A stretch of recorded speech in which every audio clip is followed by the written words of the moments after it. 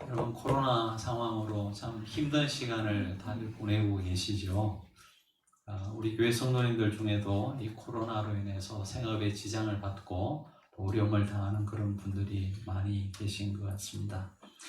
어쩌면 우리에게는 광야와 같은 그런 시간인지도 모르겠습니다. 네. 하지만 이 시간을 잘 인내하면서 우리가 보낸다면 아마 귀한 시간이 되리라 그렇게 믿어 의심치 않습니다. 여러분, 모세를 한번 생각해 보시기 바랍니다. 그는 애굽 제국의 왕자였습니다.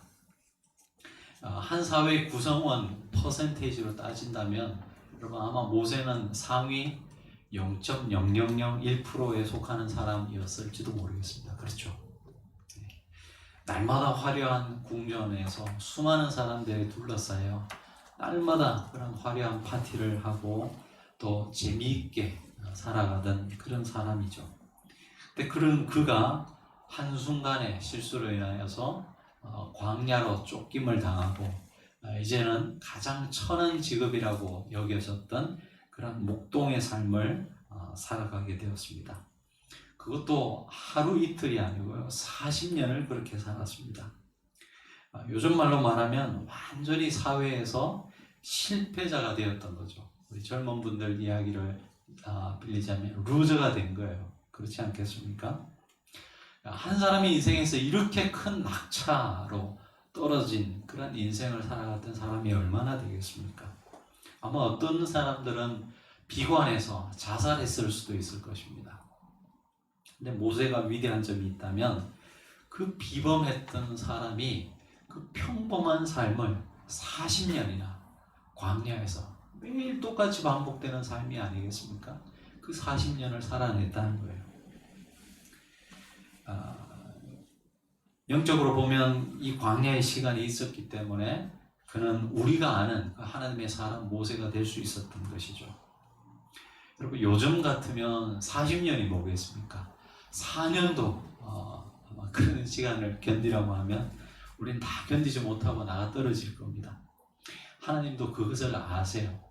그래서 여러분, 우리를 그렇게 오랫동안 광야에 두시지는 않을 겁니다. 광야의 시간은 우리로 하여금 참된 믿음을 찾게 하고 또 하나님을 찾게 만드는 것 같습니다. 지금의 이 시간들이 우리 광야의 식구 모든 분들에게 정말 없어서는 안 될 귀한 시간이었느라고 고백할 수 있는 그런 시간들로 채워질 수 있기를 바랍니다. 오늘은 바울이 3차 전도 여행 중 가장 오래 머물렀던 에베소에서 이제 마지막 여정을 보내는 과정의 일들을 우리가 보면서 은혜를 나누고자 합니다. 오늘 말씀은 이렇게 시작합니다. 우리 21절의 말씀 보시면 이 일 후에 바울이 마게도냐와 아게야를 거쳐 예루살렘에 가기로 작정하여 이르되 내가 거기 갔다가 후에 로마도 보아야 하리라 하고. 자, 이 일 후에 어떤 일이 있었습니까? 이 앞에 지난주에 살펴봤지만 점치는 유대인들이 그리고 스게와의 7 아들이 바울을 흉내내다가 오히려 귀신에게 쫓겨서 벌거벗은 몸으로 도망가는 그런 일이 있지 않았습니까? 바로 그 일 후에 이 바울은 로마도 보아야 하리라는 이런 비전을 갖게 됩니다. 여러분, 왜 로마였을까요? 당시 이 제국의 가장 핵심이었기 때문에, 핵심 도시였기 때문에 그런 데 가가지고 뭔가 한번 성공해보리라는 그런 바울의 개인적 욕망 때문에 그랬겠습니까? 그렇지 않았을 겁니다. 바울에게 있어서 가장 중요한 것은 복음이었습니다. 여러분, 에베소에서 복음을 전하는데 2년간 전하는데 그 복음이 개인에게 머물지 않고 이 에베소시 전체에 파장을 일으키면서 한 도시 전체가 변화되는 그 모습을 보면서 아마 바울은 생각했을 겁니다. 이 로마에서 가서 복음을 전하면 여러분, 이 에베소를 통하여서 아시아 전역에 복음이 전해지는 것처럼 아마도 이 로마에 가서 복음을 전하면 이 로마 제국 전체에 이 복음이 전해지는 그런 환상을 가지고 있었는지도 모르겠습니다. 아무튼 그에게 이런 로마에 대한 꿈이 생겼다는 것입니다. 여러분, 거룩한 꿈이 생긴다는 것은 성령 충만함 받은 사람들의 가장 중요한 특징 중에 하나였습니다. 그래서 베드로가 요엘서의 말씀을 인용하면서 여러분 설교하지 않습니까? 사도행전 2장에서 젊은이들은 환상을 보고 또 늙은이들은 꿈을 꾸리라. 똑같은 말씀이에요, 사실은. 그렇죠? 성령이 임하시면 여러분 거룩한 꿈을 꾸게 됩니다. 이것은 단순히 그냥 잘 먹고 잘 살기 위해서 가지는 그런 내 개인적인 바램이나 그런 욕망에서 출발하는 것이 아닙니다. 하나님의 거룩한 부르심을 우리가 느끼면서 나 같은 사람을 통해서 하나님께서 무슨 일을 할 수 있으실까? 어떤 일을 하실까? 그리고 그렇게 부르시는 그 부름에 내 자신을 드리면서 하나님께서 만들어 가실 거룩한 미래에 대한 확신과 그 확신에 자기를 내어주는 내어줌이 바로 거룩한 이 비전인 것이죠. 여러분, 이런 꿈은 꿈만 꿔도 여러분 가슴이 뜨거워집니다. 내 자신의 부귀영화를 위한 꿈이라면 여러분 잘 돼봤자 아마 잘 먹고 잘 사는 것, 나 한 사람 잘 먹고 잘 사는 정도밖에 되지 않을 것입니다. 근데 그런 꿈은요, 사실은 내 삶에 그렇게 간절히 바라다가 실현이 될 때 기쁨이 오기보다는요, 공허함이 밀려올 때가 더 많습니다. 하지만 하나님 주신 꿈과 비전은 다른 거예요. 나중에 로마로 가겠다는 이 바울의 꿈은 사실은 그의 삶에서 실현이 됩니다. 여러분에게도 하나님이 주신 그런 꿈이 있습니까? 하나님께서 저와 여러분을 향해서 가진 하나님의 거룩한 비전을 발견할 수 있기를 바랍니다. 이 꿈은 나이와도 상관없어요. 늙은이는 꿈을 꾼다 그러잖아요. 나이와도 상관없습니다. 오늘 내 삶 여기에서 나를 부르신 하나님의 음성을 듣는 것, 그 사람들에게, 그 모든 사람들에게 주는 비전인 것입니다. 자, 이런 꿈을 꾸고 이제 로마도 보아야 하겠다고 결심했는데 그때 에베소에서 큰 소동이 일어나게 됩니다. 그것은 데메드리오라고 하는 은장색, 은을 갖고 어떤 물건들을 만드는 세공업자였던 것 같습니다. 이 데메드리오가 소동을 일으키게 됩니다. 지난주에 말씀드렸지만 에베소에서 이 바울이 복음을 전함으로 말미암아 많은 점치는 사람들과 우상을 섬기는 사람들이 자기의 삶을 회개하고 하나님께로 돌아오는 그런 이 에베소시 전체에 굉장히 큰 파장을 일으키는 일들이 일어났다는 것을 말씀을 드렸습니다.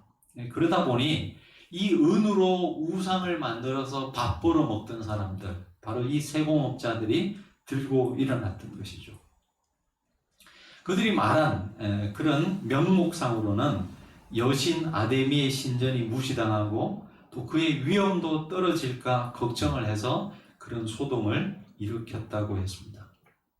여러분, 지금 보시면 누가 누구를 걱정하는 거죠? 사람이 그들이 섬기는 신을 걱정하고 있습니다. 오해가 없어졌으면 좋겠는데 여러분 하나님 걱정을 하세요? 여러분, 우리가 하나님 걱정할 필요 없어요. 하나님은 걱정하시는 분도 아니시지만은 우리가 걱정할 필요가 없는 분입니다. 그분은 그분의 영광을 위해서 그분의 영광을 우상에게 돌리시는 분이 아닙니다. 다만 이 죄악된 세상에서 고통당하는 사람들에 대한 걱정과 염려는 우리의 마음속에 있어야 되겠지만 여러분, 우리가 하나님을 걱정할 필요가 없어요. 그런 인간의 걱정이 필요한 존재라면 신이 아니겠죠. 근데 오늘 여기 말씀을 보면 이 데메드리오는 자신들이 섬기는 그 신을 걱정하고 있습니다. 무슨 말이겠습니까?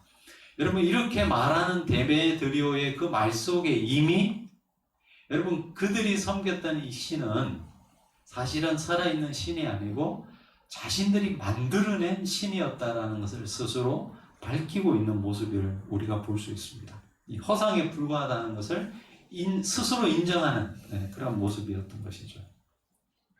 사실 데메드리오가 이렇게 소동을 일으킨 것은 저와 여러분이 잘 아시다시피 자신들의 수입의 근원이 끊어졌기 때문에 그렇습니다. 아마도 이 시장의 규모가 꽤 컸던 것 같습니다. 여러분 24절을 한번 보시기 바랍니다. 즉 데메드리오라는 어떤 은장색이 은으로 아데미의 신상 모역을 만들어 직공들에게 적지 않은 벌이를 하게 하더니, 한두 사람이 아니고요, 여러 직공들을 거느렸던 것 같습니다. 그래서 많은 사람들이 우상을 만들었어요. 그 모든 사람들을 먹여 살릴 정도였으니까 굉장히 컸던 것이죠. 그리고 또 보시면 25절에 보시면 그가 그 직공들과 그러한 영업하는 자들을 모아 이르되 여러분도 알거니와 우리의 풍족한 생활이 이 생업에 있는데, 여러분 이 직공들이요 그냥 평범한 사람들이 아니고 굉장히 윤택한 삶을 살았던 것 같아요. 그러니까 이 우상 만드는 일로 사실은 굉장히 벌이가 좋았던 사람들이죠. 이들에게 있어서 신은 철저히 수단화되어 있는 존재였습니다. 사실은 신을 위해서 이들이 있다라고 얘기하지만 사실은 이들을 위해서 그들이 만든 신이 있어야만 했던 것이죠. 근데 이 바울이 전한 복음으로 인해서 이들의 이 생계 수단을 잃어버리게 되었기 때문에 이들이 이런 선동을 해서 폭동을 일으킨 것입니다. 자, 여러분 바울이 전한 복음으로 인하여서 이 직공들이 생계 수단을 잃어버린 것은 안타까운 일일 수도 있겠지만, 여러분 뒤집어 보면 그 전까지 어떤 일들이 있었다는 것입니까? 에베소에 살던 수많은 사람들이 이 우상으로 말미암아 그들의 재정을 여러분 허비하는 그러한 삶을 살아왔다라는 것이죠. 그런데 그것이 복음으로 인해서 바로 잡히게 된 것입니다. 여러분 늘 계속 말씀드리지만 기독교 복음은 개인의 변혁에만 여러분 그치지 않고 진정한 그 복음으로 인한 부흥의 역사는 반드시 사회에까지 영향을 미치는 그런 모습을 우리는 역사 속에서 볼 수 있습니다. 근데 기독교 복음을 받아들였는데 아무런 변화가 없다? 둘 중에 하나 아니겠습니까, 여러분? 복음이 힘이 없는 가짜거나 아니면은 그 복음을 받아들인 그들의 믿음이 잘못되었거나, 복음이 가짜일 일은 없다라고 우리가 믿는다면 우리가 잘못 믿고 있는 것은 아닌지 한번 생각해 볼 필요가 있을 것입니다. 한번 말씀드렸지만 여러분 한국 교회 초기 역사에 보면요 이런 이야기가 있습니다. 한 마을의 사또, 지금으로 말하면 군수 정도 될 것 같아요. 이런 사또가 이제 임지를 이제 옮기게 되었습니다. 근데 가만히 조사를 해봤더니 자기가 가야 되는 그 마을이 그리스도인들이 굉장히 많은 동네였습니다. 그래서 이 사또가 그곳에 가기를 꺼려해서 다른 곳으로 좀 바꿔달라고 이야기할 정도였다고 합니다. 왜냐? 그리스도인들이 많은 동네에 가면 자기가 이 뇌물을 받을 수 없다라는 것을 알았기 때문에 그런 거예요. 그래서 그 당시에 그리스도인들은 어떤 사람이었느냐 하는 것이 그런 이야기들 속에서 우리가 알 수 있는 것이죠. 이처럼 복음은요 교회 안에 머물러 있지 않고 반드시 그가 살아가는 삶의 모든 영역 속에 나타나게 되어 있습니다. 오늘 에베소에서의 이 바울의 사역이 그것을 보여주고 있는 것이죠. 여러분 한국교회 초기에는 조금 전에도 말씀드렸지만 이런 정신이 굉장히 살아 있었습니다. 근데 이러던 것들이 시간이 지나면서 변질되고 이 구원이라는 것이 그냥 개인적인 차원에 머무는 그런 이 복음으로 교회에서 인식되기 시작했습니다. 한편에서는 여러분 이 구원이라는 것을 개인의 회심에만 포커스를 맞추는 그런 교단들이 있었고요. 그래서 사회에서 어떤 일들이 벌어지는지 별로 관심이 없는 거예요. 우리 교단도 그런 교단 중에 사실은 하나였습니다. 근데 반면에 또 다른 극에서는 진보적인 교단에서는 이 복음이라는 것을 사회 변혁에만 포커스를 맞추는 거예요. 그 사회를 구성하고 있는 사람 한 사람에 대한 관심은 별로 없었어요. 그냥 사회 변혁에만 포커스를 맞추는 거죠. 그러다 보니까 어떤 결과가 나오겠습니까? 그것을 그 일들을 추진하는 사람들이 가지고 있는 이 죄성에 대해서는 얘기해 주지 않았기 때문에 그 일을 주장하는 이야기들은 참 좋은 이야기들이 많았지만 여러분 그 과정에서 또 다른 문제들이 생기기 시작했던 것이죠. 근데 이 두 가지는 여러분 원래 한 복음 안에 같이 있었던 것이죠. 그렇죠? 여러분 한 사람의 삶이 변화되는 것도 중요하고 그리고 그 사회 전체가 가지고 있는 어떤 구조라든지 틀도 굉장히 중요합니다. 1974년 7월 16일 우리 기독교 개신교 역사에 있어서 굉장히 중요한 회의가 있었습니다. 바로 이 로잔 언약이라는 것이 선포되었는데요. 스위스 로잔에서 모였던 세계의 기독교 대표 3,700명이 모여서 함께 합의를 하고 성명서를 냈습니다. 로잔 성명서라 그러는데 이 초안을 누가 만들었냐 하면 굉장히 세계적인 그런 복음주의자라고 정평이 나 있는 존 스토터 목사님이 작성을 했습니다. 여기에서 기독교 지도자들은 그간 기독교가 사회 구조악을 척결하는 일을 등한시하거나 전도와 사회 참여가 서로 상반되는 것으로 잘못 이해했던 것을 참여한다라고 공식 선언했습니다. 여러분 생각해보면 악이라고 하는 것은 한 개인의 악도 있습니다. 여러분 우리 개인이 가지고 있는 죄, 악이 있지 않습니까? 음란이라든지 욕심이라든지 탐욕이라든지 게으름이라든지 반면에 여러분 한 사회가 가지고 있는 구조적인 악이 있을 수 있죠. 여러분 부동산 요즘 계속 이야기가 나오는데 우리나라는 계속해서 여러분 이 노동의 가치가 뭐죠? 재화의 가치를 따라가지 못하는 그런 사회지 않습니까? 그래서 아무리 열심히 일을 해도 부동산 가격이 오르는 그걸 따라가지 못하는 거예요. 그래서 정말 성실하게 열심히 살아가는 사람들이 아무리 살아가도 아무리 열심히 일을 해도 부를 축적할 수 없는 그런 사회 구조적인 문제가 있습니다. 그렇죠? 이 두 가지가 다 공존하고 있는데 이것을 복음은 다 관심을 갖고 또 있어야 된다는 것이죠. 올해 초 여러분 TV에서 휴머니멀이라는 그런 프로 하는 것을 봤습니다. 여러분 혹시 보셨습니까? 휴머니멀. 휴먼과 애니멀의 이제 이 복합으로서 세계 곳곳에서 일어나는 이런 동물들에 대한 이야기들을 이제 다큐멘터리 형식으로 찍어서 보여주는데 제가 이제 동물에 관심이 많아서 유심히 봤습니다. 이 아프리카에서 미렵이 굉장히 성행된다는 거예요.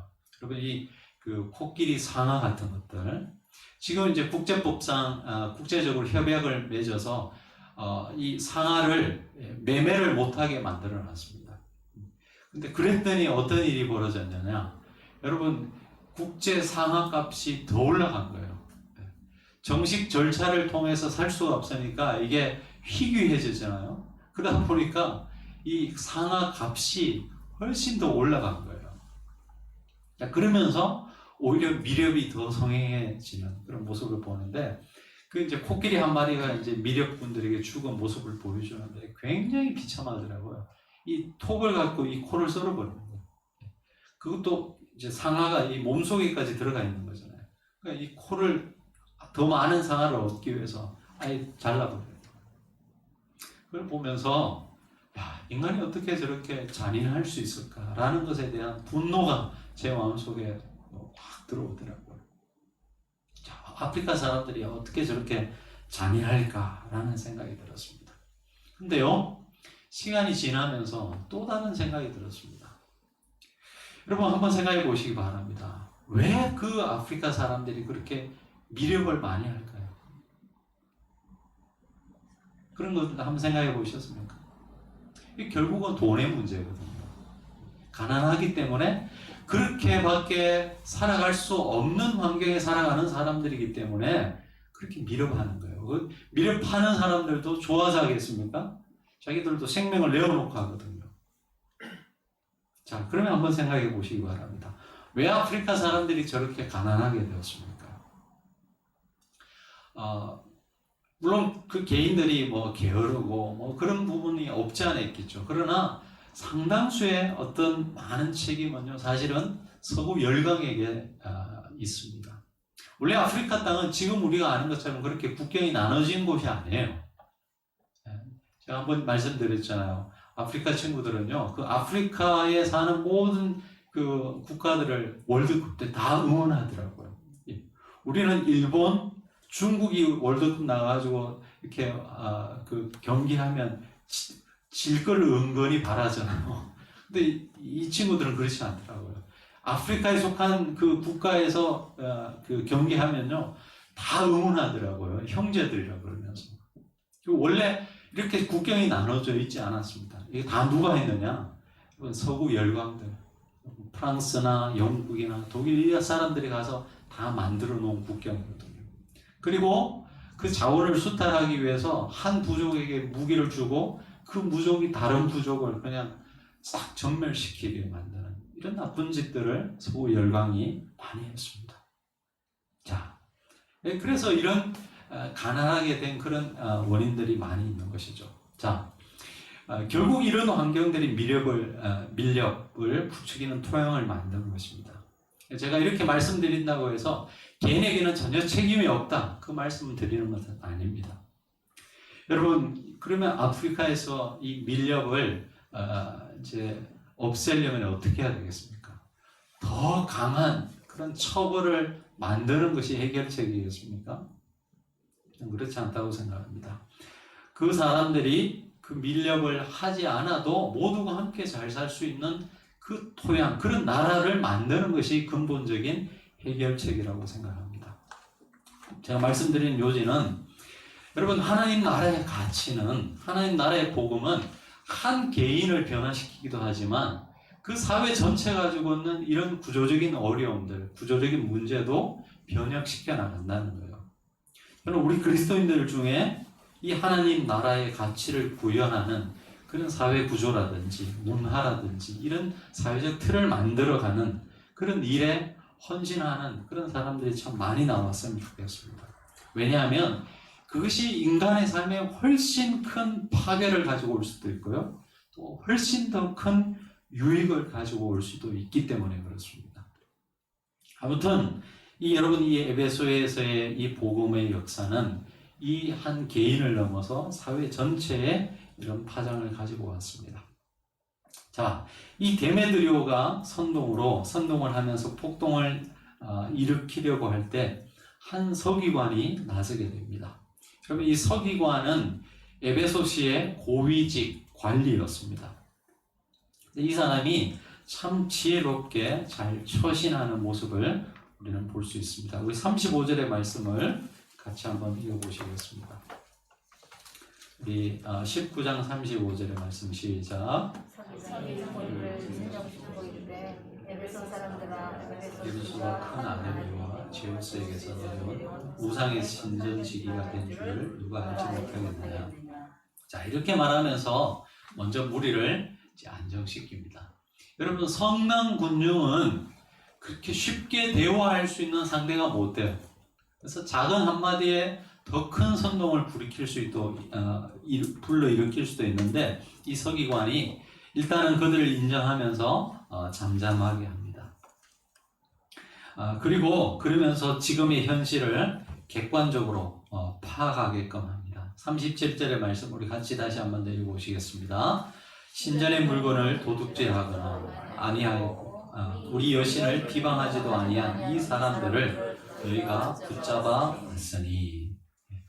아주 객관적인 그런 데이터를 갖고 지금의 현실을 바로 전해주고 있습니다. 그렇죠?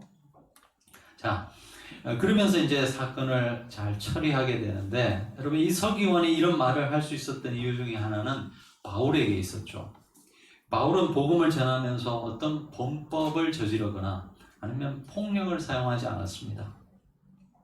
그가 전한 그 메시지 속에 담긴 하나님 나라의 가치들은, 여러분, 이 세상 가치와 충돌할 때도 있었죠. 하지만 그가 취한 행동은 그렇지 않았습니다. 그럼 이 바울의 모습 속에서 이 세상 속에서 살아가야 되는 우리 그리스도인들이 어떤 모습으로 살아가야 할지를 이 바울의 모습에서 우리가 배울 수 있다고 생각합니다.